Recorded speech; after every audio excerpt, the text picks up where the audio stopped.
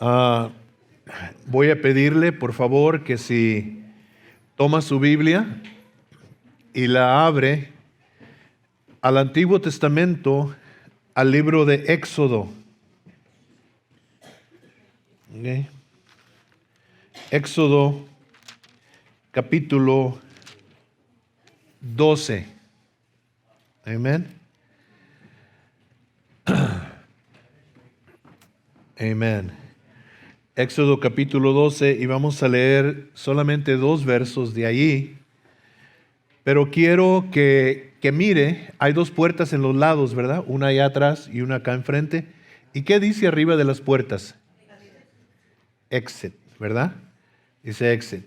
So, exit es salida. So, ¿qué cree que quiere decir Éxodo? Salida.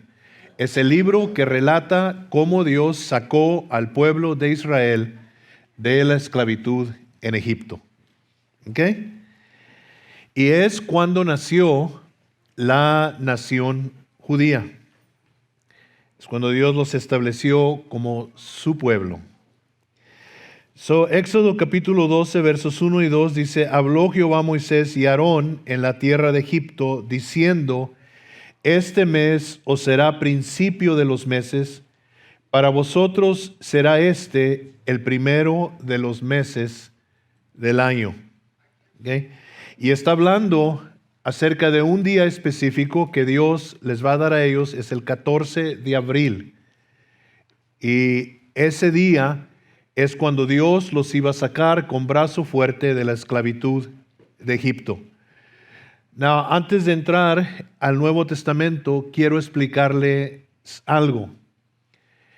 En el Antiguo Testamento había 7 fiestas que Dios le dio al pueblo judío, y las iban a celebrar año tras año tras año, y cada una de estas fiestas era una fiesta religiosa.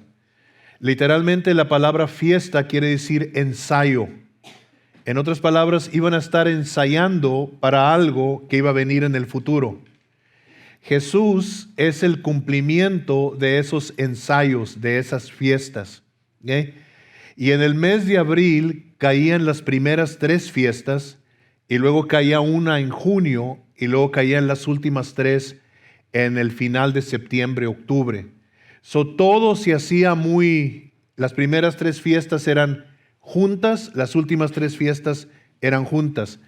Pero las 3 fiestas que celebraban en abril era la fiesta de la Pascua, la fiesta de los panes sin levadura y la fiesta de primicias. ¿Ok? Esto es importante para lo que vamos a hablar ahorita. La fiesta de la Pascua fue cuando mataron al cordero en Egipto, y pasó el ángel de la muerte por Egipto y mató a todo primogénito en toda casa en Egipto. Lo único que salvó a la gente que no muriera el primogénito era que tuvieran la sangre del cordero en la entrada de la puerta, ¿okay? En los postes y en el dintel de arriba. Y entonces, eso es lo único. El ángel de la muerte miraba la sangre y pasaba sobre esa casa, no entraba. Por eso en inglés es la palabra Passover. ¿Sí me entiende? La palabra Pascua no sé de dónde viene, ¿ok? Pero en inglés es Passover. Y entonces Jesús muere como el Cordero de Dios en el 14 de abril. Y el Cordero tenía que ser inmolado entre las 2 tardes, la Biblia dice.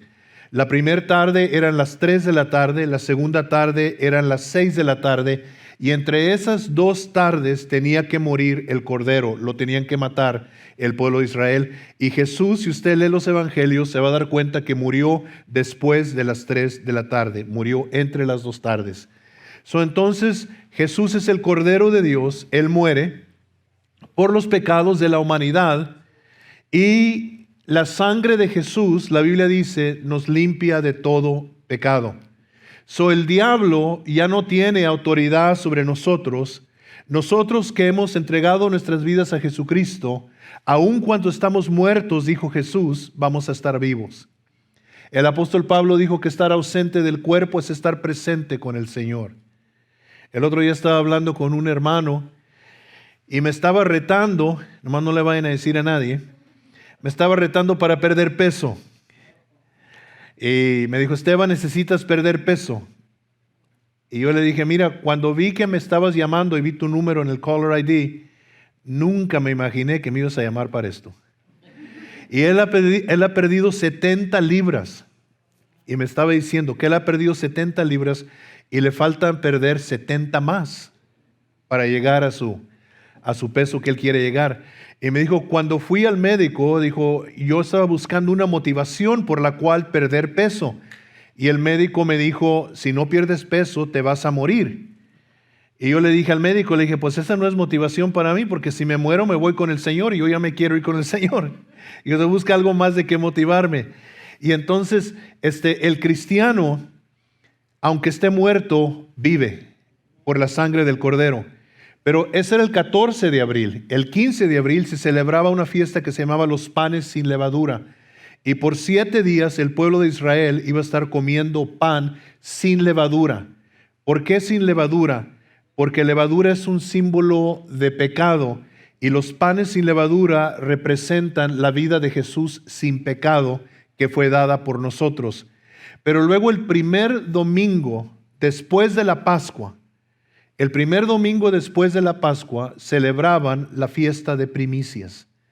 Y lo que se hacía en esa fiesta es que el sacerdote o unos sacerdotes iban y tenían un sembradillo y en la esquina de ese sembradillo tenían sembrada, ¿cómo se dice? Barley, cebada, que es el primer grano que madura, y cortaban y traían la gavilla de cebada y la mecían delante de Dios, significando paz. Y luego después cocían unos panes y los mecían delante de Dios, significando paz. Y la Biblia nos dice que Jesús representa esas primicias, que Él cumplió eso. Pero ¿cómo primicias? ¿Primicias de qué, pastor? Primicias de la resurrección. Eso es lo que representa.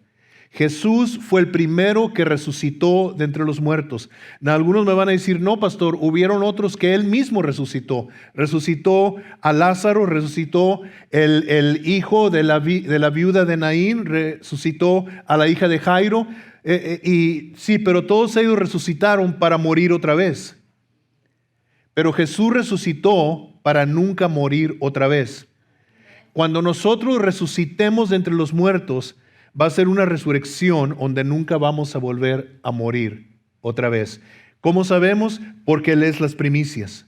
Y es lo que representa esa fiesta del domingo, que ya no la celebran en Israel, la han ignorado por completo, pero está en la palabra de Dios. Y Jesús resucitó el domingo, el primer día de la semana, nos dice la Biblia. Y Jesús dijo, yo soy la resurrección y la vida. Y entonces Él se levanta entre los muertos en este día. ¿Y sabe qué? Si Dios levantó a Jesucristo entre los muertos, un día también va a levantar mi cuerpo. Amén.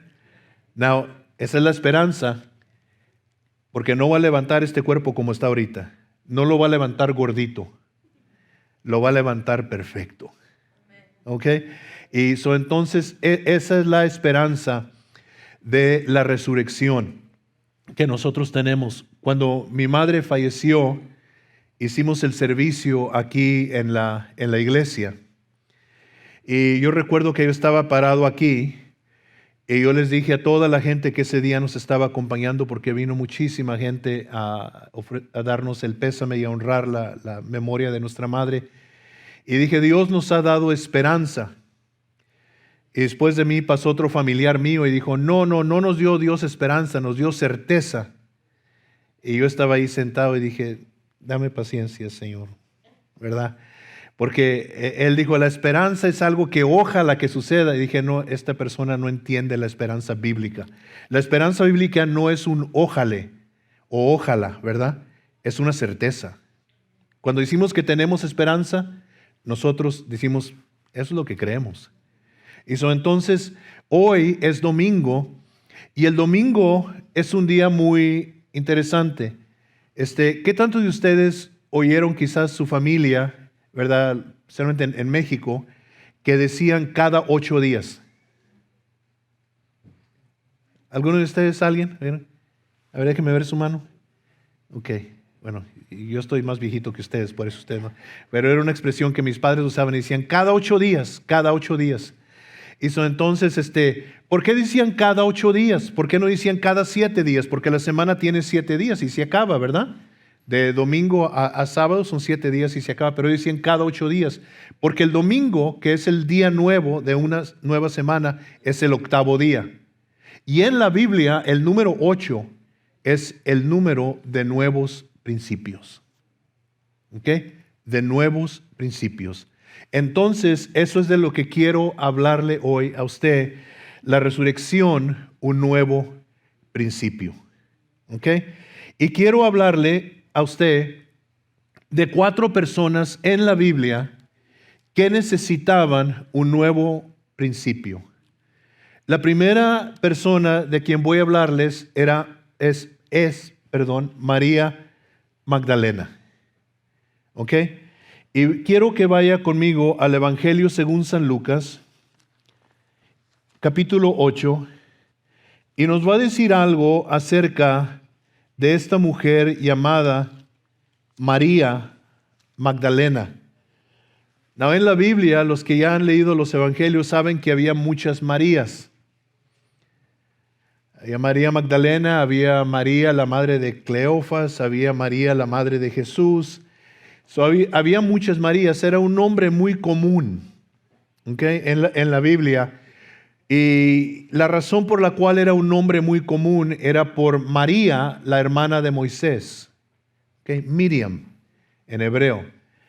Pero esta era María Magdalena, y el Magdalena no quiere decir que era su apellido, ¿okay?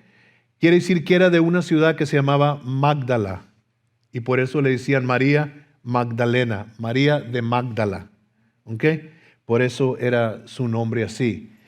Vamos a ver los primeros 2 versos de Lucas 8 que nos van a hablar de María Magdalena. Aconteció después que Jesús iba por todas las ciudades y aldeas predicando y anunciando el evangelio del reino de Dios, y los 12 con él. Y algunas mujeres que habían sido sanadas de espíritus malos y de enfermedades.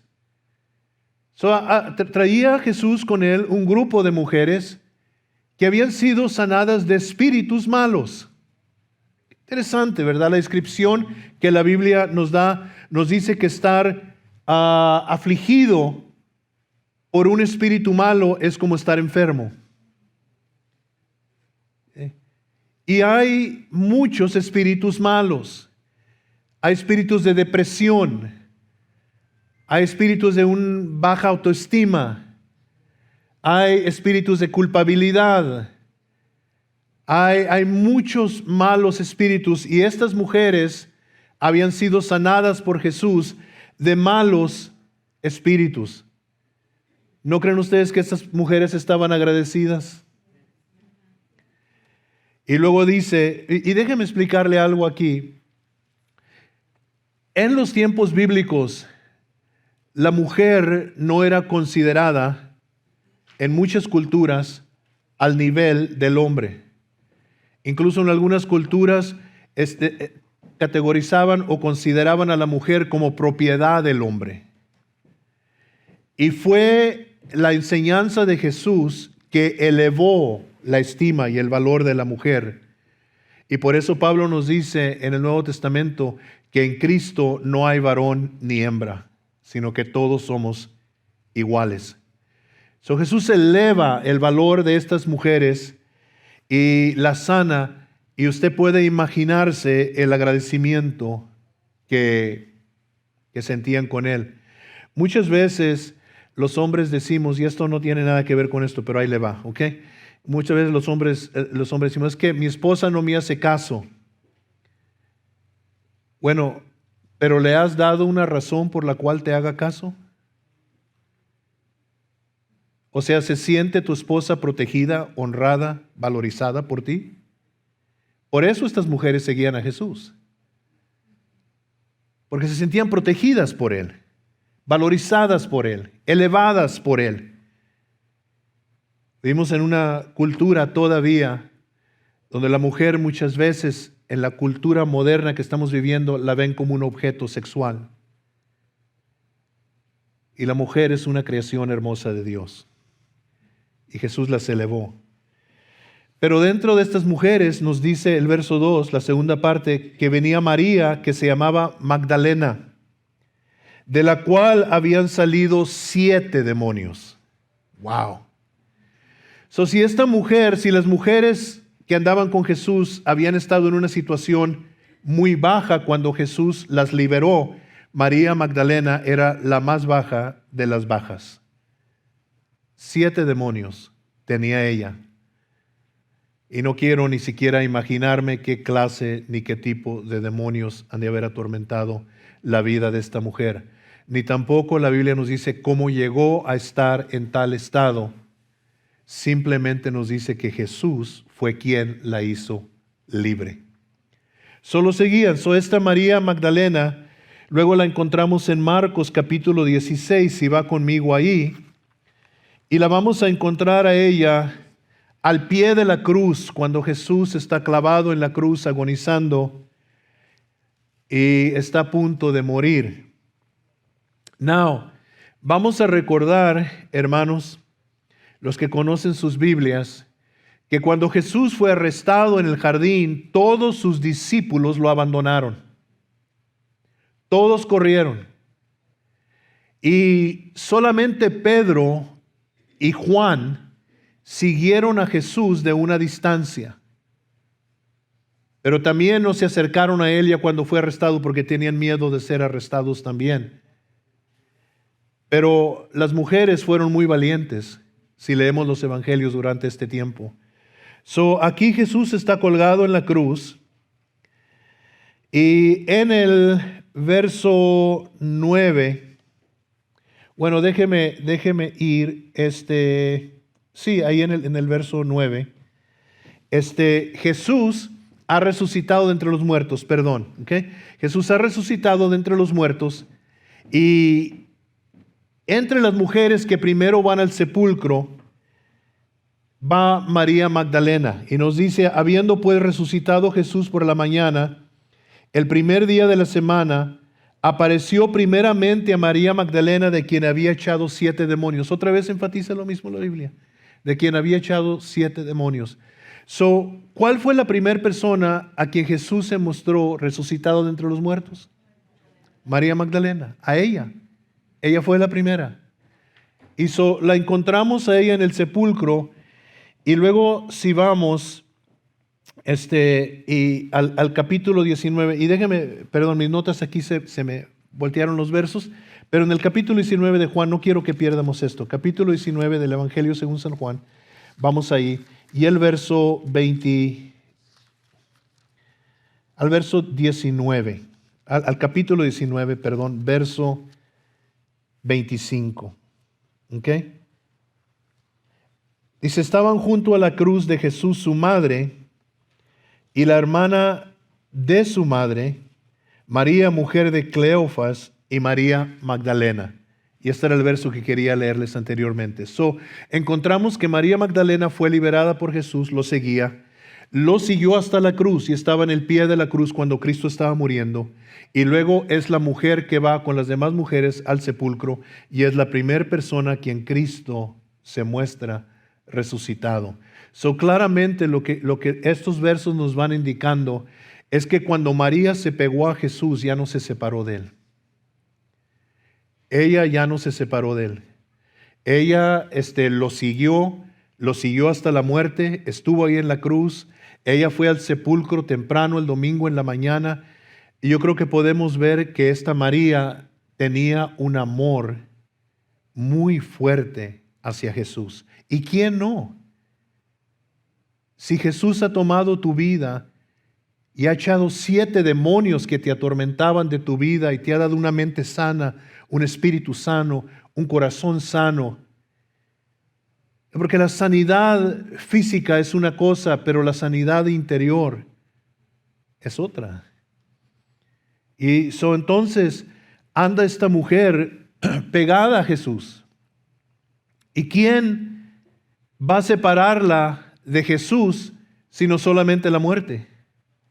Pero aun cuando Jesús está en la cruz colgado y ella sabe que puede haber consecuencias por ser vista con Jesús, a ella no le importa, ahí está al pie de la cruz. ¿Y cómo ha de haber sido su dolor?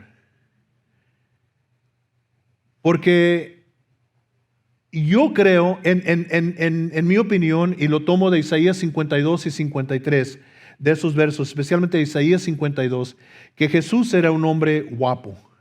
Yo no creo que era feo.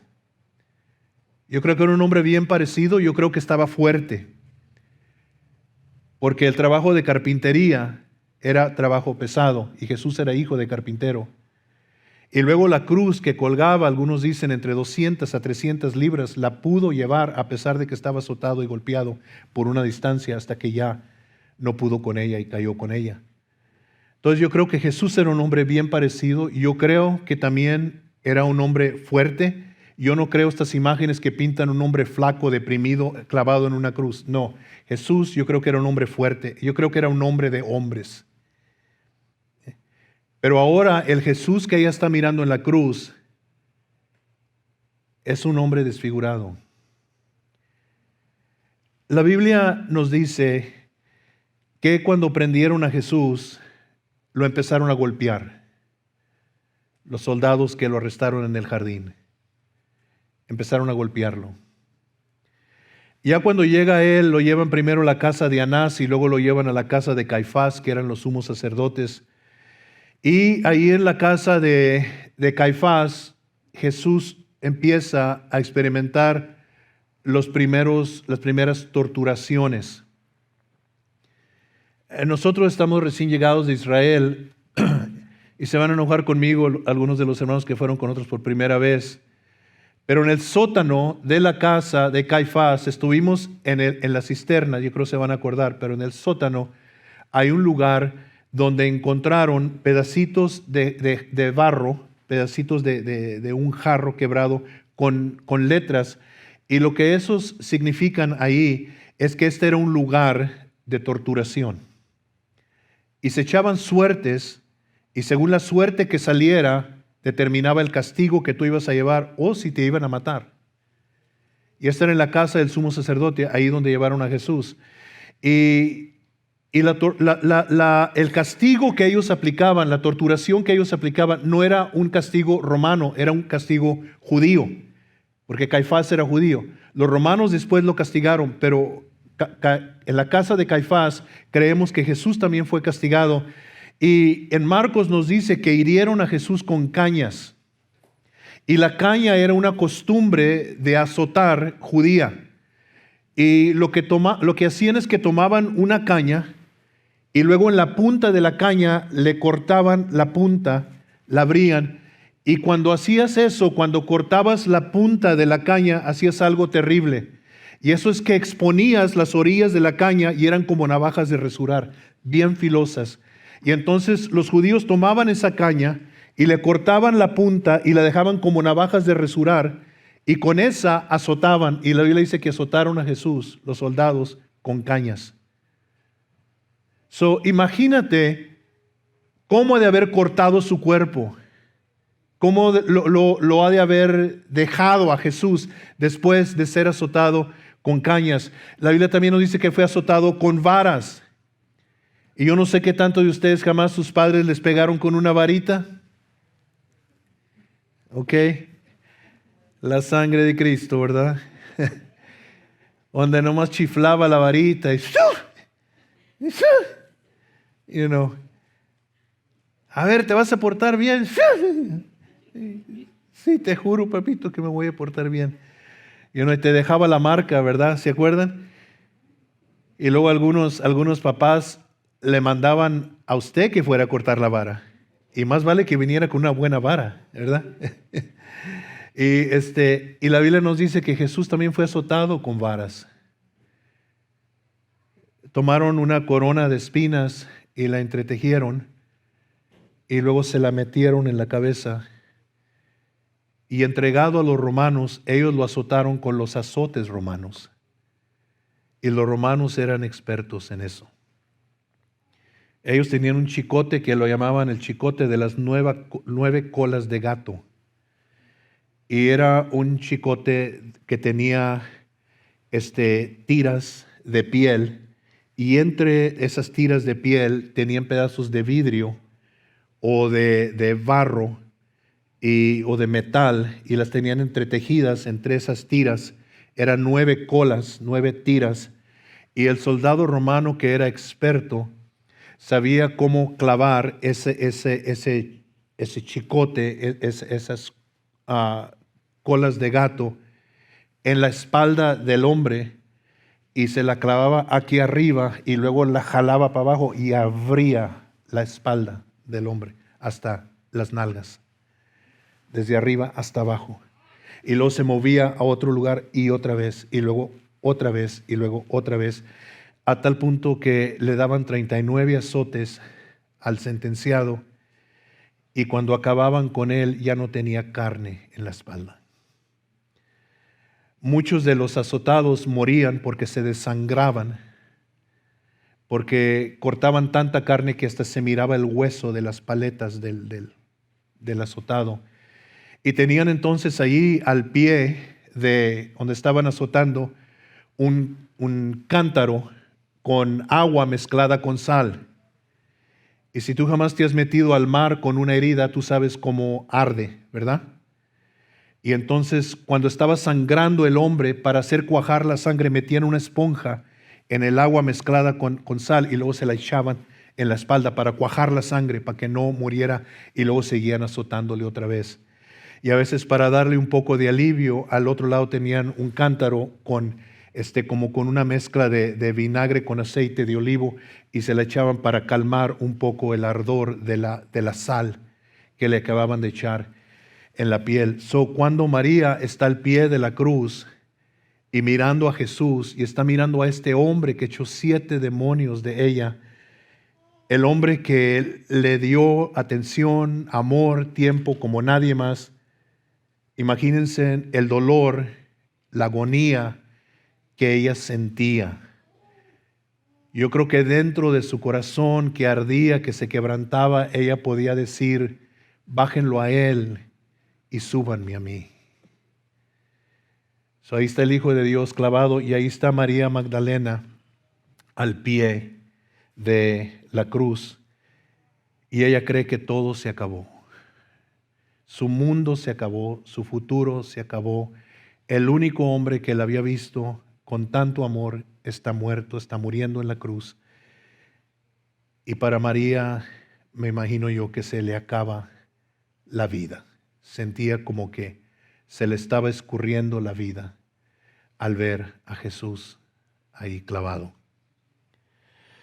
Pero luego, cuando vamos a Juan capítulo 20, y si leemos los versos 1 y 2, nos dice que el primer día de la semana, el domingo como María Magdalena fue de mañana, siendo aún oscuro, todavía no salía el sol, estaba el sol a punto de salir, al sepulcro, y vio quitada la piedra del sepulcro.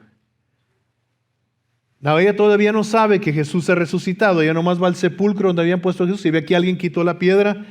Y luego dice: entonces corrió y fue a Simón Pedro y al otro discípulo. El otro discípulo es Juan, aquel el que amaba a Jesús, y les dijo: se han llevado del sepulcro al Señor y no sabemos dónde le han puesto. Ella cree que se robaron el cuerpo. Y viene a Pedro y a Juan y a los discípulos y dice: ¿qué vamos a hacer? Se robaron el cuerpo. Y luego, si brinca para abajo al verso 11, corren a la tumba María y Pedro y Juan. Y mientras que está ahí María en la tumba, dice, pero María estaba fuera llorando, esto es fuera de la tumba, junto al sepulcro, y mientras lloraba se inclinó para mirar dentro del sepulcro. Y vio a 2 ángeles con vestiduras blancas que estaban sentados, el uno a la cabecera y el otro a los pies, donde el cuerpo de Jesús había sido puesto. Y le dijeron: mujer, ¿por qué lloras? Les dijo: porque se han llevado a mi Señor y no sé dónde le han puesto. Cuando hubo dicho esto, se volvió y vio a Jesús que estaba ahí, mas no sabía que era Jesús.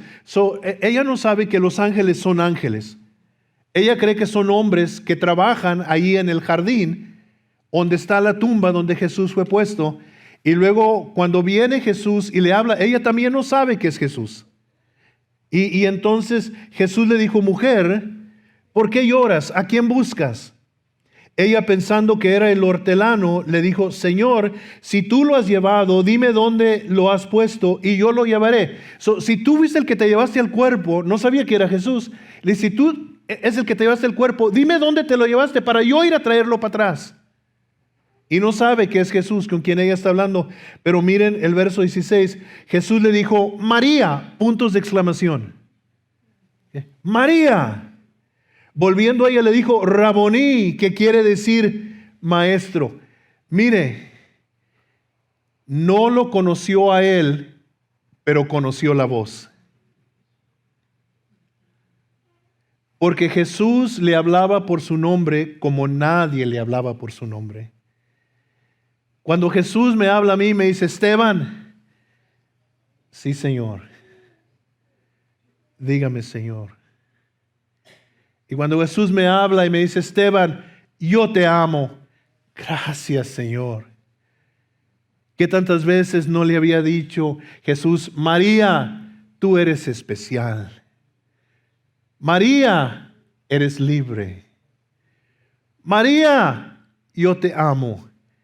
Y conocía ese tono de voz, conocía esa voz. Y cuando Jesús le habla y le dice, María, dijo, ya sé quién es. Y se le iba a echar encima a abrazarlo. Y Jesús le dijo, no me toques todavía, porque hay cosas todavía que tengo que hacer. Pero se le hubiera... Now, come on, hermanos, ¿qué tanto de ustedes no se le hubieran echado encima al Señor y lo hubieran abrazado y llorado, verdad? Ella creyó que todo se había acabado, pero ahora Jesús le estaba dando un nuevo principio, porque el primer día de la semana es el día de nuevos principios. Now, ¿qué tantas Marías tenemos aquí? A ver, levanten la mano las Marías. Mire, 1, 2, 3, varias Marías, ¿ok? Tenemos varias Marías aquí. ¿Conocen cuando Jesús les habla por su nombre? Deben de saberlo. La segunda persona que quiero que veamos es Pedro. Y lo de Pedro es duro verlo, porque nos relacionamos tanto con él. En el verso 3 del capítulo 20, vamos a leer ahí. Dice, y salieron Pedro, acuérdense que María llegó a darle la noticia y ellos salen corriendo a la tumba, ¿se acuerdan? Y salieron Pedro y el otro discípulo y fueron al sepulcro. Corrían los dos juntos, pero el otro discípulo corría más aprisa que Pedro y llegó primero al sepulcro. Y bajándose a mirar, vio los lienzos puestos ahí, pero no entró. Llegó luego Simón Pedro tras él y entró en el sepulcro y vio los lienzos puestos ahí y el sudario que había estado sobre la cabeza de Jesús, no puesto con los lienzos, sino enrollado en un lugar aparte. Ok, María va a leer la noticia, ellos se van corriendo. Llega primero Juan, porque Juan era más joven, llegó primero él al sepulcro, corrió más rápido y nomás miró. Él nomás miró, se había quitado la piedra, y sí saben que la tumba era una cueva, ¿verdad? Sepultaban en cuevas. Él mira adentro del sepulcro y ve algo interesante. Ve que todos los lienzos, porque el cuerpo de Jesús lo habían envuelto en lienzos, y todos los lienzos están en su lugar, pero el cuerpo ya no está dentro. Es como si puedes imaginarte como un cuerpo que se ha visto en la película cómo envolvían las momias. ¿Qué andas son de Guanajuato? Cómo envolvían las momias. Y como que Jesús estaba envuelto en lienzos, y como que alguien sacó el cuerpo. Y todos los lienzos se quedaron en su lugar. Y ve Juan esto, y llega Pedro, y ya se acuerdan cómo era Pedro, ¿verdad? Pedro era el que se metía, Pedro era el que hablaba cuando debería quedarse callado. Y llega Pedro y él se mete para dentro del sepulcro. Y ve eso. Entonces, salen los dos de ahí y y luego quiero que veamos algo en el capítulo 26 de Mateo. Si puede ir conmigo allí, Mateo capítulo 26. Okay.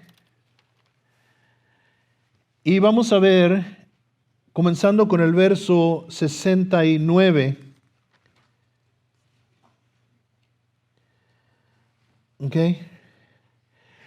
Esto es cuando Jesús fue arrestado y se lo llevan a la casa de Caifás. ¿Se acuerdan que le dije que dos discípulos lo siguieron de lejos? Uno era Pedro y el otro era Juan. Now, Pedro tenía conexiones con alguien en la casa de Caifás, porque lo dejaron entrar. Esta persona vino y les dijo, déjenlo entrar a él, yo lo conozco. Y lo dejaron entrar a la casa de Caifás. Now, estaba Pedro sentado fuera en el patio, y se le acercó una criada diciendo, tú también estabas con Jesús el Galileo. Okay, so, tú estabas con él, Y luego, dice, mas él negó delante de todos diciendo, no sé lo que dices. Saliendo él a la puerta, le vio otra y dijo a los que estaban allí, también estaba con Jesús el Nazareno. Pero él negó otra vez, con juramento, no conozco al hombre. Y yo juro delante de Dios que no lo conozco. Wow. Dice, un poco después, acercándose los que por ahí estaban, dijeron a Pedro, verdaderamente también tú eres de ellos, porque aún tu manera de hablar te descubre. Entonces él comenzó a maldecir y a jurar, no conozco al hombre. Y enseguida cantó el gallo. Entonces Pedro se acordó de las palabras de Jesús que le había dicho, antes que cante el gallo, me negarás 3 veces. Y saliendo fuera, lloró amargamente. Pero hay un detalle que no nos dice Mateo, que nos dice Lucas en el capítulo 22, y quiero que vaya conmigo allí, a Lucas capítulo 22.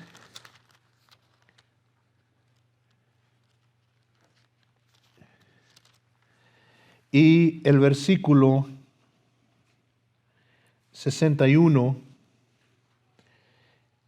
y 62. Y otra vez nos lleva a la casa de Caifás, otra vez lo mismo, pero aquí Lucas nos va a dar otro detalle. El verso 61, entonces vuelto el Señor, esto es después de que Pedro lo niega.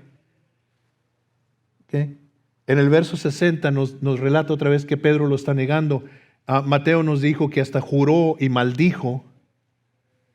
Y miren, yo sé que esto es fuerte, pero literalmente cuando dice que Pedro maldijo, no crean que empezó a rayar el disco a alguien.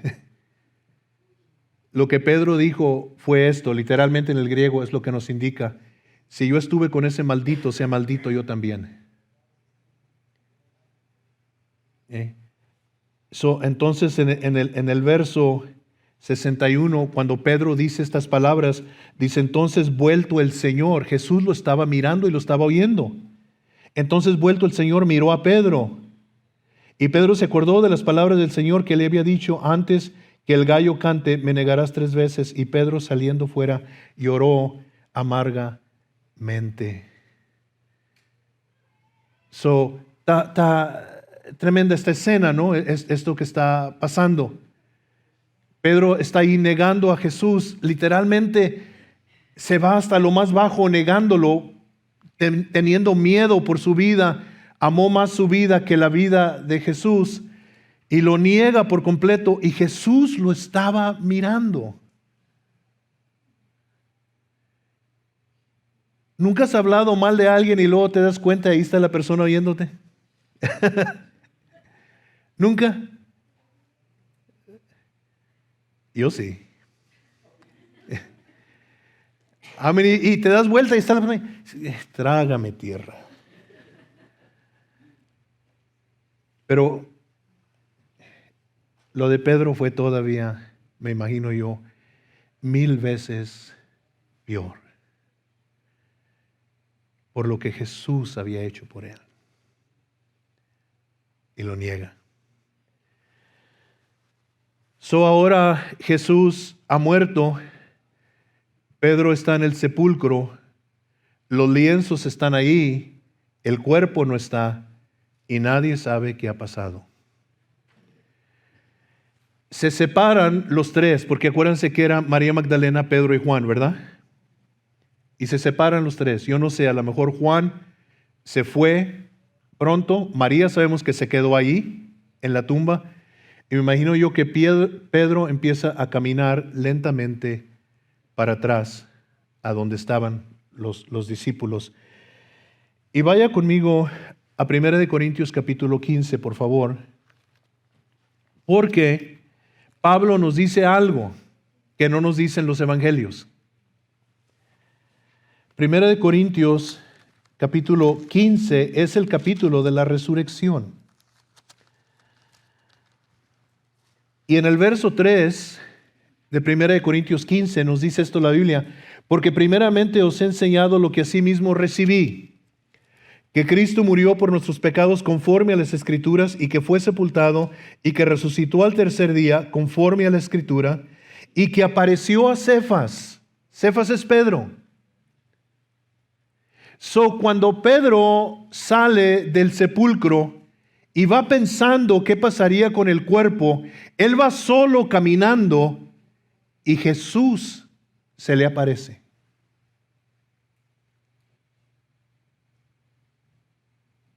Now, acabas de negarlo, no puedes esconder, no puedes mentir, porque Jesús oyó todo lo que estabas diciendo y vio tu fracaso y tu traición por completo. Y Jesús podría habérsele aparecido a Pedro y lo podría haber condenado, lo podría haber, cobarde, miserable, traicionero, después de todo lo que yo hice por ti. No, no fue lo que sucedió.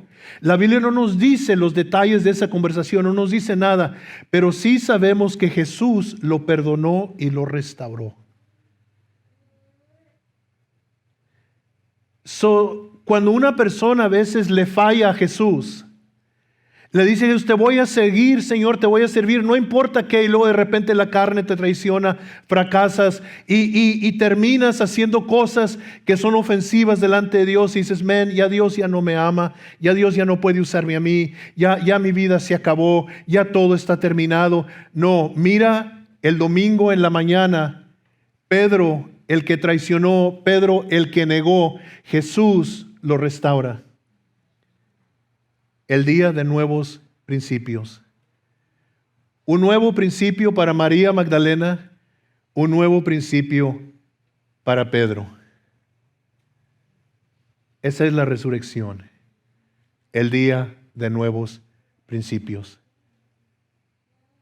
Entonces, vamos a ver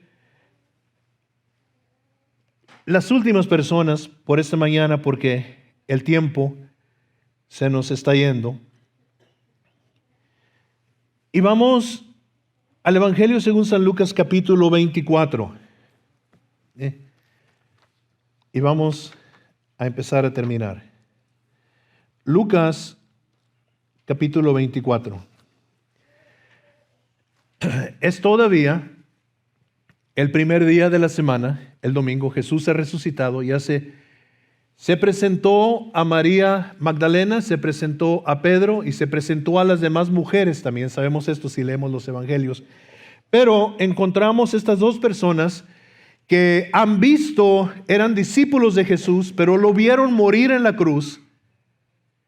Y estos dos discípulos vivían en un pueblo que se llamaba Emaús. Y sabemos que estos dos hombres probablemente eran sacerdotes, porque en Emaús era una de las ciudades sacerdotales, ahí vivían sacerdotes. Y ellos habían creído o tenían la esperanza de que Jesús era el Mesías, el Salvador que ellos esperaban, pero luego lo vieron morir en la cruz. Y ellos van caminando de regreso a Emaús, tienen poquito que han salido de Jerusalén. ¿Y quién cree que se les aparece? Jesús. Y vamos a ver entonces esta historia, está en todo el capítulo, pero desde aquí, desde el verso 17, Jesús se les acerca. El verso 16 nos dice que los ojos de ellos estaban velados para que no le conociesen. So Jesús viene y los encuentra en el camino y les dice: ¿qué pláticas son estas que tenéis entre vosotros mientras camináis? ¿Y por qué estáis tristes? O sea, ¿qué es lo que vienen platicando que los tiene tan tristes? Entonces, respondiendo uno de ellos, que se llamaba Cleofas, le dijo: ¿eres tú el único forastero en Jerusalén que no ha sabido las cosas que en ella han acontecido en estos días? O sea, tú estabas en Jerusalén y no te diste cuenta de lo que pasó. ¿No sabes lo que pasó en Jerusalén? Tú estabas ahí y no sabes lo que pasó en Jerusalén. Quizás es una mala comparación, pero es como cuando los Cowboys pierden el Super Bowl y si vives en Dallas y alguien le pregunta: ¿por qué estás tan triste, Elías? Tú vives en Dallas y no sabes lo que acaba de pasar. O la selección mexicana acaba de ser eliminada del mundial otra vez. Y andan todos los mexicanos agüitados, y jugamos como nunca, pero perdimos como siempre. Ellos le dicen: ¿Tú estabas en Jerusalén y no te das cuenta de lo que pasó? ¿Dónde estabas? Entonces él les dijo: ¿qué cosas? Y ellos le dijeron: de Jesús Nazareno, que fue varón profeta, poderoso en obra y en palabra delante de Dios y de todo el pueblo, y cómo le entregaron los principales sacerdotes y nuestros gobernantes a sentencia de muerte y le crucificaron. Y luego miren lo que dice el verso 21: pero nosotros esperábamos que Él era el que había de redimir a Israel, y ahora, además de todo esto, hoy ya es el tercer día que ha acontecido. En otras palabras, nosotros pusimos toda nuestra esperanza en Él, toda nuestra fe en Él. Lo mataron. Lo mataron. Se acabó. Él no era. Creíamos que Él era por tantos milagros que hizo y las palabras que hablaba y todo lo que hizo, pero nos engañó. Nos equivocamos. Él no era. Y muchas veces nosotros los cristianos ponemos nuestra fe en Jesús, y cuando las cosas no nos salen como nosotros queremos que nos salgan, creemos que Dios nos falló. Y Dios no falla. Dios hace las cosas perfectas a su tiempo, cuando no desmayamos. Ellos habían ya desmayado, ya van caminando, salieron de Jerusalén, regresan a Emaús, y a todos está acabando. Pero luego vaya al verso 24 y 25, nos dicen que los hombres están hablando: fueron algunos de los nuestros al sepulcro y hallaron así como las mujeres habían dicho, pero él no le vieron. O sea, algunos dijeron que el cuerpo ya no estaba y todo. Entonces él les dijo: oh insensatos y tardos de corazón para creer todo lo que los profetas han dicho. O sea, ustedes que conocen la Biblia, ¿por qué no la creen? ¿Por qué no creen a los profetas lo que ellos dijeron? Los profetas dijeron que iba a morir, y los profetas dijeron que iba a volver a vivir. ¿No era necesario que el Cristo padeciera estas cosas y que entrara en su gloria? Estos hombres que querían que Dios hiciera algo y Dios no lo hizo a su tiempo y Dios no lo hizo a su manera. Lee la Biblia. Lee la Biblia. Si a lo mejor tú dices: si Dios me ama a mí, ¿por qué ha permitido que estas cosas sucedan en mi vida? Si Dios me ama a mí, ¿por qué no intervino Él cuando esto estaba sucediendo o aquello estaba sucediendo? Y en esencia es lo que están diciendo estos discípulos: si Él era, ¿por qué no se defendió? Si Él era, ¿por qué no nos liberó de este yugo romano? Están mirando esto. Y ahora imagínense lo que está pasando delante de ellos. Jesús empieza a enseñarles de toda la Biblia acerca del Cristo. Y luego después, cuando llegan a Emaús, Le dicen, quédate a comer con nosotros. Quédate, ven a comer con nosotros. Y Jesús entra con ellos en su casa. Y luego Jesús toma el pan y lo quiebra. ¿Tú has visto cómo los judíos sirven el pan, no? Toman el pan y lo bendicen. Bendito eres tú, Señor, Rey del universo, que nos bendices con el fruto de la tierra. Y toman el pan y luego lo bendicen y luego lo empiezan a repartir. Un pedazo, un pedazo. ¿Qué pasa cuando Jesús hace esto? Cuando toma el pedazo de pan y lo extiende. ¿Qué cree que vieron?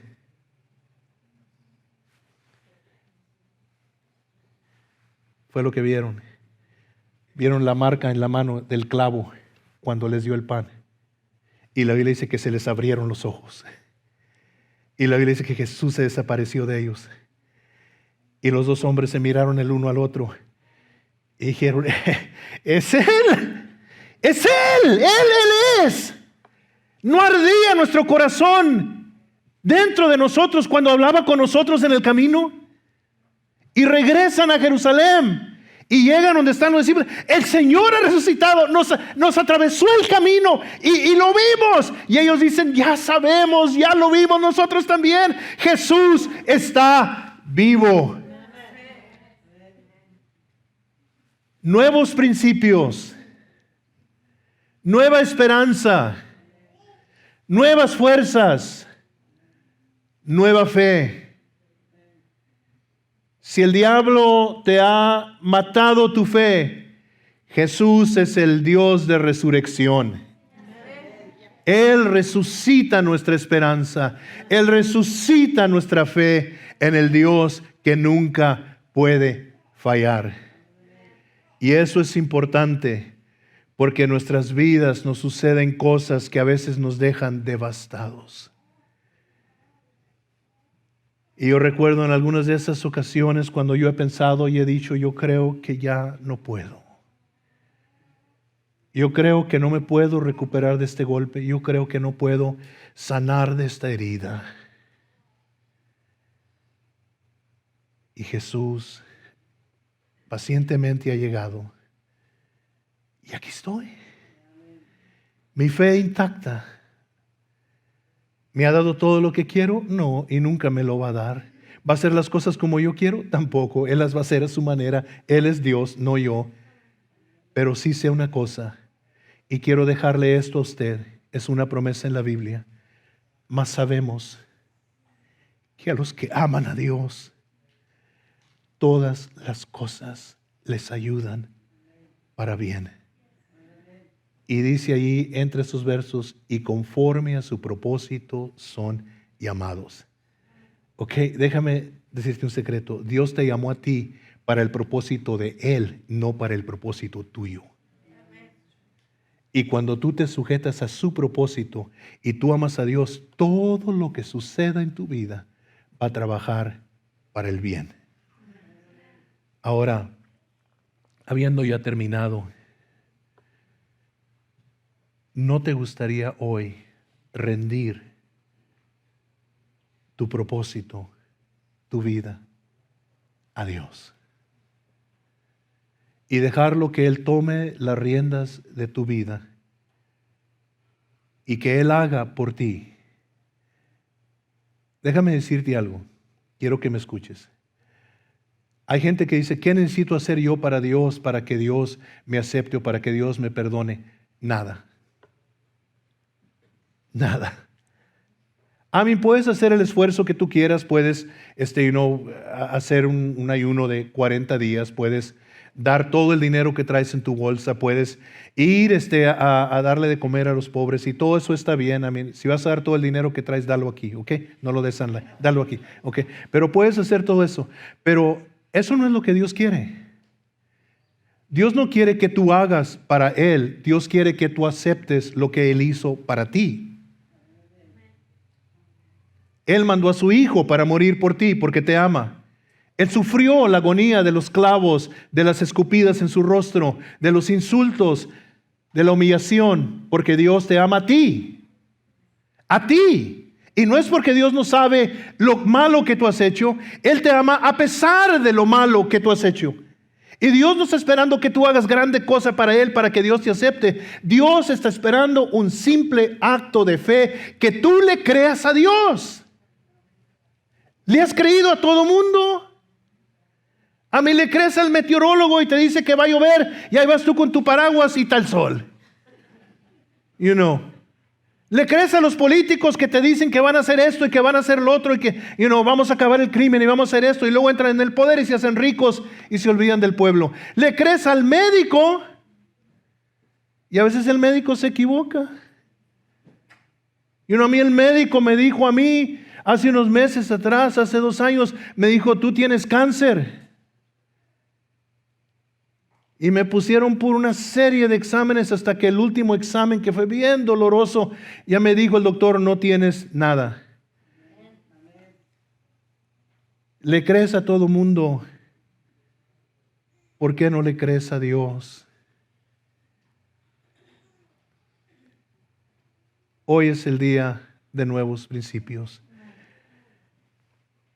Le voy a pedir, por favor, cierre sus ojos, incline su rostro un momentito. Si hay alguien aquí que quiera decirle al Señor Jesús: perdóname, Señor, porque he creído tantas cosas y no te he creído a ti. A lo mejor tú dices: es que tantos me han fallado y tengo miedo de que tú también me falles. Pero Él no te va a fallar. Él no te va a fallar. Él venció la muerte y está vivo. Dile ahorita, ábrele tu corazón y dile: Señor, perdóname, restáurame, sálvame, levántame. Si como Pedro te he negado y le diste a él un nuevo principio, dame un nuevo principio a mí. Si como los discípulos de Maús perdieron su fe, restáurame mi fe. Si como María Magdalena se sentía envuelta por la tristeza de las cosas que habían sucedido y tú le diste un gozo inefable, también llena mi corazón de gozo y de alegría. Padre, te ruego que ahorita ministres a cada persona que está orando y hablando contigo, a cada persona que te está pidiendo perdón, a cada persona que se está arrepintiendo. Señor, tú eres un Dios de misericordia, un Dios de gracia. Abrázalos ahorita, perdónalos ahorita, transforma sus corazones. Señor, en el nombre de Jesús, no tenemos nadie más a quien ir más que a ti. Y aquí estamos, quebrantados, humillados delante de ti, diciéndote: save me, Jesus, change me, Jesus, help me, Jesus. No tengo nada más que darte más que mi corazón. Y mi corazón no está en buenas condiciones. Está infestado de pecado y tantas cosas que he dejado entrar, pero toma mi corazón y límpialo. Y dame hoy, este día de nuevos principios, un nuevo principio a mí. Y te lo pido en el nombre que es sobre todo nombre, en el nombre de Jesús, tu Hijo. Gracias, Señor.